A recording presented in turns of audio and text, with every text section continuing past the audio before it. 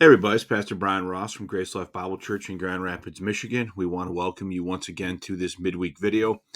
We appreciate you tuning in as always. If you haven't already done so, if you would consider subscribing and ringing the alarm bell as a way of staying current with the ministry here on YouTube, we would certainly appreciate that and would love having you be a part of our regular audience. In this video, I'm also again working in conjunction with Columbus Bible Church and Pastor David Reid. And the reason I am doing that is because we are once again going to be talking about and addressing a question related to our recently co-authored and released book, The Myth of Verbatim Identicality, How God Actually Preserved His Word. You can order this book direct from the publisher, Dispensational Publishing House, and I will leave a link in the description to this video for where you can do that. Also want to tell you that both the Columbus Bible Church YouTube page, as well as the Grace Life Bible Church YouTube page, have a playlist here called The Myth of Verbatim Identicality. And we are adding to this as questions come in related to the book. And so far what we have in this playlist, and let me just take the opportunity to reorder that, is the presentation that was given on the book in April in Chicago at the Grace School of Bible Pastors Conference, where copies of the book were passed out to the pastors, and I gave a talk or a presentation related to the contents of the book. It was not extensive. It did not cover everything that was covered in the book, but it was definitely a good start. And then last week, we added to the playlist with a second video related to printer's errors and the question of are he and she equivalent in Ruth, verbally equivalent in Ruth 3:15. So we are going to be adding to this playlist and addressing another question related to the book in this video. So Dave and I have worked together to prepare a script for this video. And so I'm going to be working my way through the script and talking about the question that came in related to Psalm 24, verse 3. So this is what we are looking at. Are the words and or, so there's a little bit of a mouthful there. Are the words and or verbally equivalent in Psalm 24:3? And again, Dave and I worked together to prepare this script, so I'm going to take you through this information here in this video. And you should look for this video also on the Columbus Bible Church page if you are interested in doing that. So let's begin by talking about the textual issue in question here, okay? So here is Psalm 24:3 in the 1611. Who shall ascend into the hill of the Lord, and who shall stand in his holy place? Now notice, and who shall stand in his holy place? Here is the standard 1769 reading of Psalm 24:3. And who shall ascend into the hill of the Lord, or who shall stand in his holy place? So you can see here the difference between and or, okay? So at first blush, it might seem that these different renderings have different meanings for the simple reason that and or have different meanings, okay?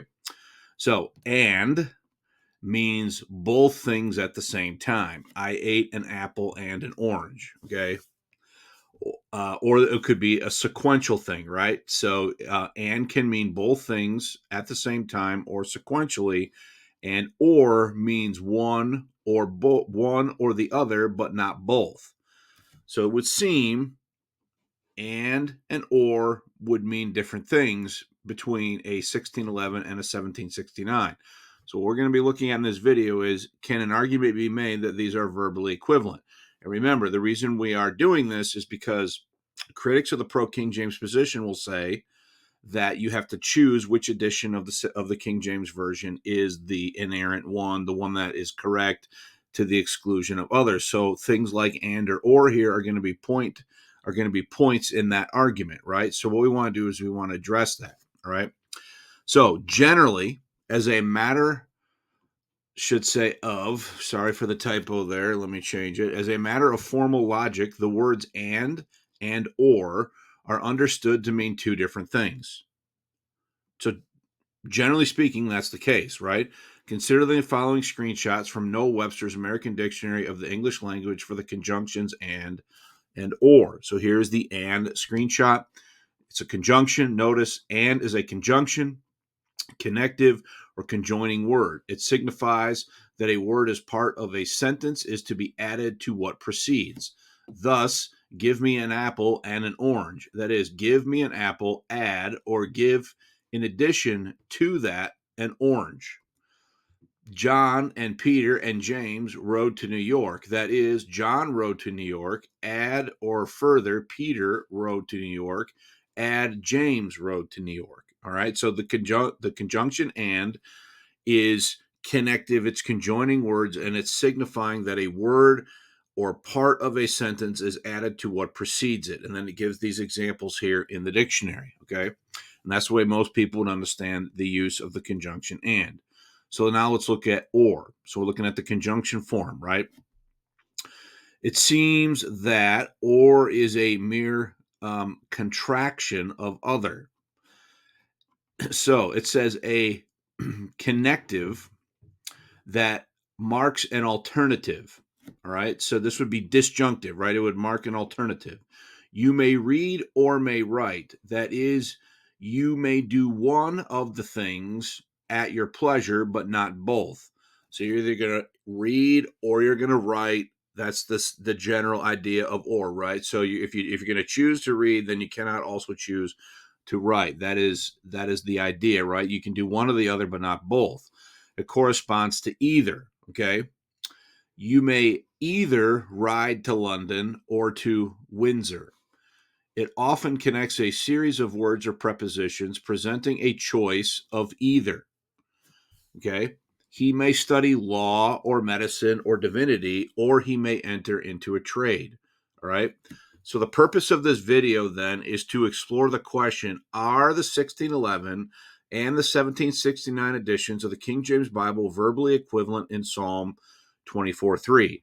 And again, we're looking at that question because of the change in from and to or. The 1611 had and, the 1769 changes it to or, okay? So that is why we are looking at this question. So again, are the 1611 and 1769 editions of the King James Bible verbally equivalent in Psalm 24:3? So in order to accomplish this purpose, we're going to consider the following points. The first point we want to look at is the translational history of Psalm 24:3 in the English Bible. So that's going to be the first thing we look at, okay? Then we're going to look at the Bible's use of conjunctions with questions and explore that issue as we look at some biblical examples here. And then we're going to offer a conclusion based on what we see in the translational history, as well as how we observe conjunctions working with questions in the biblical text. Okay, so let's get into the first point, which is the translational history. So we can start looking at this with the first complete English Bible, the Coverdale Bible. Okay, and this was the first complete Bible printed on a printing press. And we can see what the reading was for Psalm 24:3. So here's Coverdale, okay? Notice, who shall go up into the hill of the Lord, or who shall remain in his holy place? Okay? So we've made this a little bit easier to read here. Who shall go into the hill of the Lord, or who shall remain in his holy place? So notice the reading is or in 1535, okay? Let's look now at the Matthew's Bible from 1537. Who shall go up into the hill of the Lord, or who shall remain in his holy place? So again, the reading here is or who shall remain in his holy place. Let's look at the Great Bible from 1539. Who shall ascend into the hill of the Lord, or who shall rise up in his holy place? Okay, so who shall ascend to the hill of the Lord, or, so again, the reading is or. So Coverdale, excuse me, Matthews, and Great all have or so far. Now let's look at the Geneva. Who shall ascend into the mountain of the Lord, and who shall stand in his holy place? Now notice that the Geneva has and, not or. So we can see that right here, okay? So the first three we looked at, Coverdale, Matthews, Great Bible, all have or. Then the Geneva Bible reads and. All right, you can see that right there with the bold and the screenshot from the 1560 Geneva Bible. Let's look at the first iteration of the Bishop's Bible. Who shall ascend into the hill of the Lord, or who shall rise up in his holy place? So the 1568 Bishops has or, okay? the 1602 bishops, which is the base text for the King James Bible. Remember that the King's printer, Robert Barker, printed 40 unbound copies of a 1602 bishop's Bible and distributed them to the various translational companies as they commenced work on this project, right? So notice here's the 1602 bishops, which is the base text for the King James. Who shall ascend into the hill of the Lord, or who shall rise up in his holy place? So again, the reading here is or, not and. So far what we've seen is all of the pre-1611 English Bibles that we've looked at, with the exception of the Geneva Bible, have said or, not and. The Geneva Bible stands alone so far in its reading of and. Now we can look at a 1602 Bishop's Bible that is in the possession of the Bodleian Library and look at the handwritten notations of the King James translators as they go about their work, okay? So Rule 1 said to follow the Bishop's Bible unless the truth of the original said otherwise. So here we have a 1602 Bishop's Bible with the handwritten notations of the translators as they go about their work of revising the 1602 bishops into what would become the 1611 King James. So notice what we have here. Who shall ascend into the hill of the Lord? And then we have an addition, okay?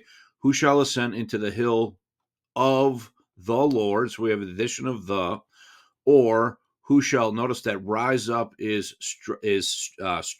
stricken through rise up, and they've substituted it for stand in the holy place. Okay, so here's the reading as it stands in BOD 1602, which is a primary source work in progress document.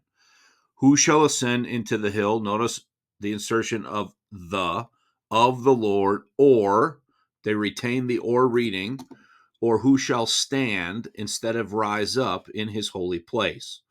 So let's make sure we understand what's going on here. BOD 1602 records two revisions, to the bishop's text of 1602. All right. The is inserted into the phrase, who shall ascend into the hill of the Lord, okay? And then stand replaces rise up. So again, we can see both of those changes, the insertion of the here, and rise up is stricken through with substituted for stand, all right? But notice that or is left unchanged in BOD 1602. So there's no change recorded to or in this document, all right? So when the translators go through the work, the stages of changes that are recorded in BOD do not signify a change to the or conjunction here, all right?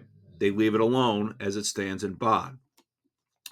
Now we can look at the 1611, okay? And we can see that it says, who shall ascend into the hill of the Lord, okay? And who shall stand in his holy place? So notice that now we have a change from or in BOD 1602 and the 1602 bishops to and in the King James Bible, okay? So who shall ascend into the hill of the Lord, and who shall stand in his holy place? The 1611 accepts the two revisions noted in BOD 1602 above. The is inserted into the phrase, and who shall ascend into the hill of the Lord? So the 1611 accepts the insertion of the word the here into this clause, like we saw up here in the previous example, all right? And they also accept into the 1611 stand instead of rise up. So here we see who shall stand in his holy place, okay? And we can see that that was changed here. Rise up was stricken through and stand was substituted. So the 1611 is accepting the change, the insertion of the into the first clause, and the replacement of rise up to stand in the second clause, okay? Now, the 1611 records an additional revision not noted in BOD 1602 and is exchanged for or. All right, now notice that BOD did not record a change here, or who shall, but the 1611 is changing it to and who shall. So I want to stop here and just make a point then. Then that means that bod is not representative of a final product. There are revisions that are made post bod in the process by the King James translators. Bod does not record a change here of or to and, but yet the 1611 makes that change. You can see that very plainly when you look at the screenshots from the primary documents. Okay, so the 1611 records an additional revision not noted in bod 1602 and is exchanged for or. Now, I want you to remember, though, please note that this is the same as the Geneva reading. The and reading became the standard King James reading until Blaney's revision in 1769. So once the 1611 adopts and instead of or, that now is going to become the standard reading for the next 158 years. Okay, so let's look at a 1629 Cambridge. Okay, who shall ascend into the hill of the Lord, and who shall stand in his holy place? So notice it's and in 1629. Let's look at a 1638 Cambridge. Who shall ascend into the hill of the Lord, and who shall stand in his holy place? Notice that it is still and. Then we can look at the 1672 Paris edition, edited by Paris. Who shall ascend into the hill of the Lord, and who shall stand in his holy place? So all the way through the 1600s, into the early half of the 1700s, the reading is and who shall stand in his holy place. And then we get to Blaney's edition of 1769, and notice what happens. Who shall ascend into the hill of the Lord, or who shall stand in his holy place? So now all of a sudden in 1769, we have a change from and to or. Okay? So the 1769 edition of the AV changed the and in Psalm 24:3 to read or after 158 years of the text reading and in this verse. Now look, folks, let's back up. This is objective. I've showed you in screenshots from the primary documents themselves, from all the pertinent relevant editions of the King James, that this is a textual fact that this occurred.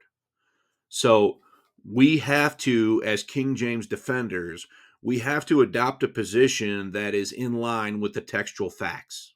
Okay? That seems to me to be absolutely essential as we think through these issues. So in the 1769 edition of the AV changed and in Psalm 24:3 to read or after 150 years of the text reading and in this verse. Now, two questions are going to arise then from this textual fact. Number one, is this change the correction of a printer's error or an editorial change made by Blaney? Now, if you're going to say it's a printer's error, that means you're going to have to say that it went unnoticed as a printer's error for 158 years and was spelled correctly the entire time. There is nothing obvious in the and reading that it's a printer's error, okay? And secondly, we need to address the question of are and or verbally equivalent, okay? So let's deal with the printer's error issue first. It is not logical to classify Blaney's change in 1769 as a printer's error for the following reasons. Number one, there is no obvious error attributed to the compositor of the 1611 and all subsequent editions of the AV prior to 1769. Now, in the prior video, the video on Ruth 315, he, she, and Ruth 315, we gave you the definition of a printer's error. A printer's error is an error of the compositor, all right, as they lay out the text. So there's no obvious error attributed to the compositor of the 1611 and all subsequent editions of the AV prior to 1769. So there's nothing in the prior editions. So, for example, when you look at the 1611, there is nothing obvious that says and is a printer error. There is nothing obvious in 1629 that and is a printer error. 1638 that and is a printer error. 1672 that and was a printer error. So why? So you cannot say that Blaney is changing that in 1769 because of a printer error. Okay? So and is spelled correctly and was replaced as the standard reading. Sorry, let me start over. And is spelled correctly and was accepted as the standard reading for 158 years. Despite all prior English Bibles reading or in Psalm 24:3. So I went over that evidence with you earlier in the video. Generations of English speakers received the AV's historic and reading in Psalm 24:3 without objection for a century and a half. So no one's screaming printer error with the and reading. Therefore, the most natural conclusion is to view Blaney's change from and to or as a stylistic change on the part of the editor rather than as the correction of a printer's error. That is the most natural reading and understanding of the documentary evidence that we've gone through in point 1 of this video. It is not a printer error. It is a stylistic change on the part of Blaney 150 years after the AV text was first published in 1611. There's nothing obvious that it's a printer error, and was accepted as the correct reading for 158 years, despite all prior English Bibles reading, or with the exception of the Geneva in that verse. Okay, so let's get into point number 2 then, which is the Bible's use of conjunctions with questions. So to answer the second question identified above, whether the words and or are verbally equivalent as they are used in Psalm 24:3, we need to consider a couple of relevant points. Okay. First, we need to note the grammatical structure of Psalm 24:3. The verse is comprised of 2 questions in parallel structure. So here's Psalm 24:3. Who shall ascend into the hill of the Lord, or who shall stand in his holy place? So you'll notice that or is the conjunction, and that on the front side and the back side of the conjunction, you have questions. Who shall ascend into the hill of the Lord, or who shall stand in his holy place? So both questions posed by Psalm 24:3 on either side of the conjunction or are substantively the same, i.e., who is going to occupy the Lord's position.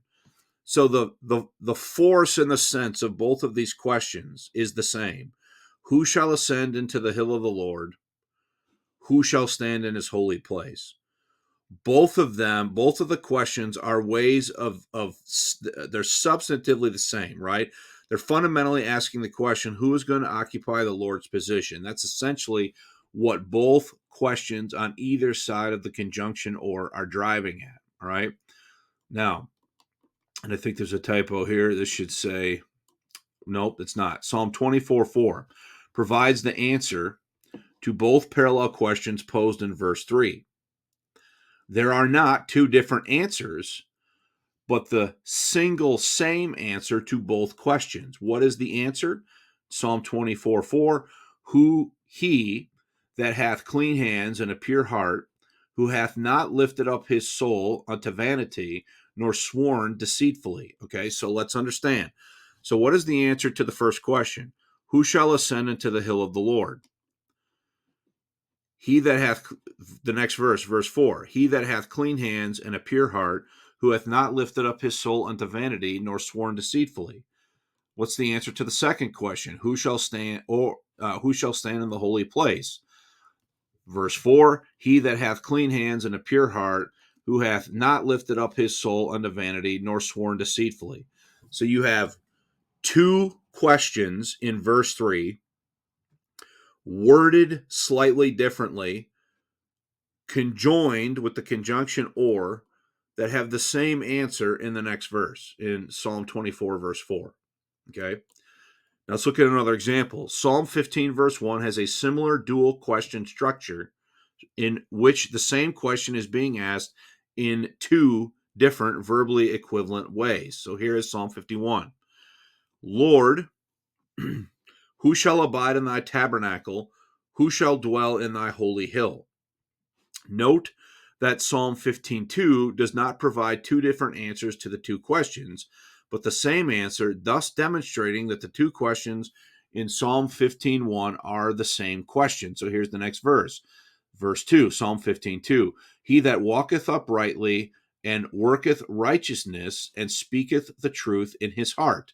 So, who shall abide in thy holy tabernacle? Verse 2, he that walketh uprightly and worketh righteousness and speaketh the truth in his heart. Who shall dwell in thy holy hill? He that walketh uprightly and worketh righteousness and speaketh the truth in his heart. So the point here is that, sorry, I have a fly that is pestering the video, so excuse me for that. So the point here is you have two questions in parallel structure that have the same answer in the next verse. The same as what we see in Psalm 24, verses 3, and then in verse 4, like I've already demonstrated, okay? So Job 38:3, in Job 38:3, God demands that Job answer multiple questions that God is about to ask. So here's the verse, 38:3. Gird up now thy loins like a man, for I will demand of thee, and answer thou me.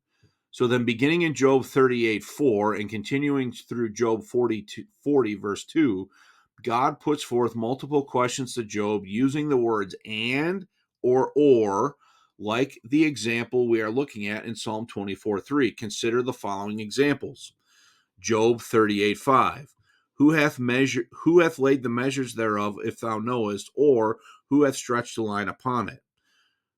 38:21. Knowest thou it because thou wast then born, or because the number of thy days is great?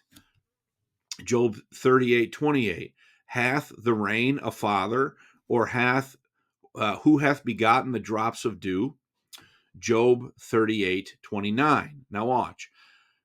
Out of whose womb came the ice and the hoary frost of heaven, who hath gendered it? Okay. Verse 31. Canst thou abide the sweet influences of Pleiades, or loose the bands of Orion? Canst thou bind, excuse me. And then verse 36. Who hath put wisdom in the inward parts, or who hath given understanding to the heart? Okay. So notice you have a series of questions that are posed to Job. God demands that Job gird up his loins and answer them, and then he poses a series of questions. Many of these are the same structure. There are questions on either side of a conjunction.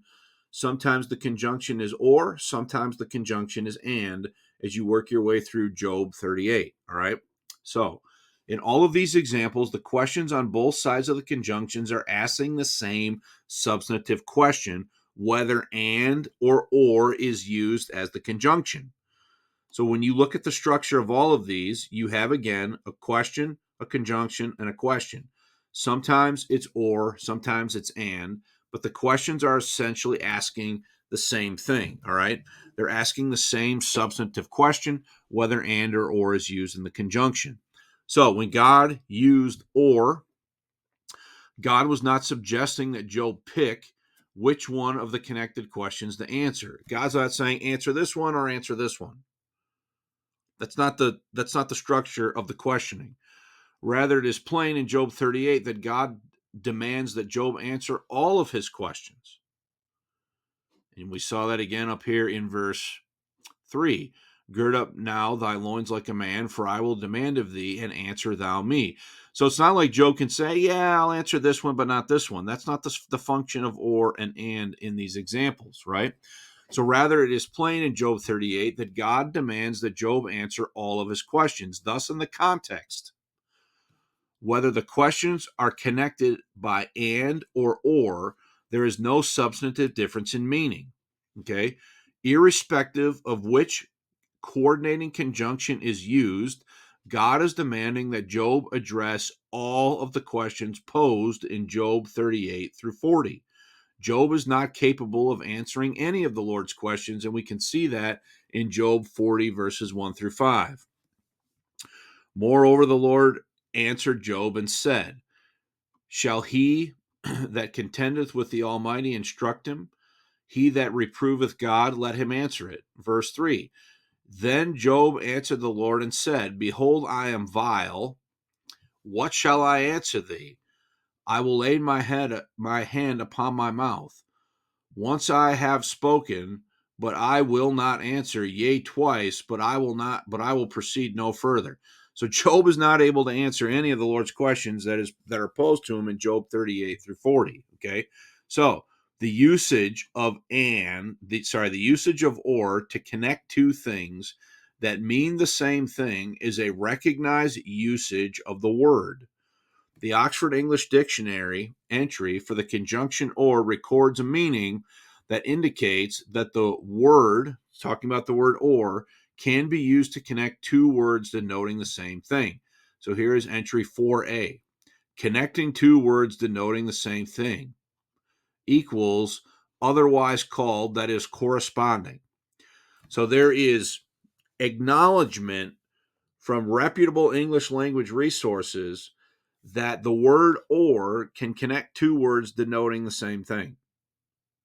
And that would be the exact structure that we're observing when we look at these examples that we've presented in this video. Okay?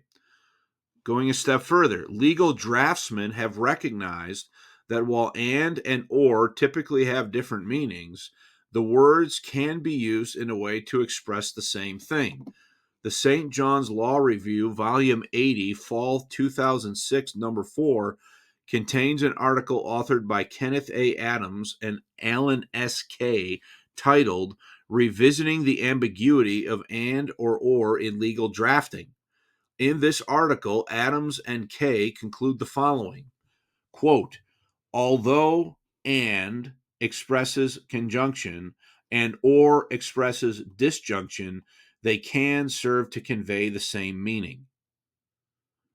So depending on the context, depending on how the words are being used, the Oxford English Dictionary and these legal draftsmen are identifying that and or can mean the same thing depending on how they're being used in a given context. So let's look now at the conclusion. Psalm 24:3. In Psalm 24:3, the revision from and to or that occurred in 1769 cannot be the correction of a printer's error, since and was the accepted English reading for over 150 years. Rather, the change is clearly an editorial decision. And note again that the change that Blaney makes in 1769 would be supported by Coverdale, Matthews, Great, and Bishop's Bibles. Okay, the and reading that was in the 1611, all the way from 1611 to 1769, was a Genevan reading. Okay, so but this is the decision to make the change in 1769 is not the correction of a printer error and had been the accepted English reading for over 150 years. So the only thing seems to me logically that one is left to conclude is that it's an editorial decision on the part of Blaney to make the change in 1769. Okay. Now, this presents the question of whether the revision represents a change in meaning. It is evident that the revision does not introduce a change in meaning for the following reasons. Number one, the two questions connected in Psalm 24:3 are verbally equivalent. Number two, the Scripture uses and or interchangeably to connect verbally equivalent questions, as we've demonstrated in this video. Number three, it is recognized by secular sources that the words and or can be utilized in such a way that they have the same meaning. We've showed that in the Oxford English Dictionary. We've showed that from citing some legal sources. Therefore, the revision from and to or in Psalm 24:3 in 1769 is verbally equivalent and does not constitute a change in meaning. So they are verbally equivalent without possessing verbatim identicality, which is once again exactly the position that we are arguing for in our book, The Myth of Verbatim Identicality, How God Actually Preserved His Word. So on the surface, it would appear that Psalm 24:3, it is not a printer's error, it's an editorial change. The change is a non-substantive change because and or can mean the same thing given the variety of contexts. We've showed a multiplicity of examples here in this particular video, and hopefully you have found the video to be beneficial and helpful as you think through some of these issues. If you've liked this video, please leave a comment, like it, share this video in social media. Anything you could do to help get the word out about this topic would be certainly appreciated by both Grace Life Bible Church and Columbus Bible Church.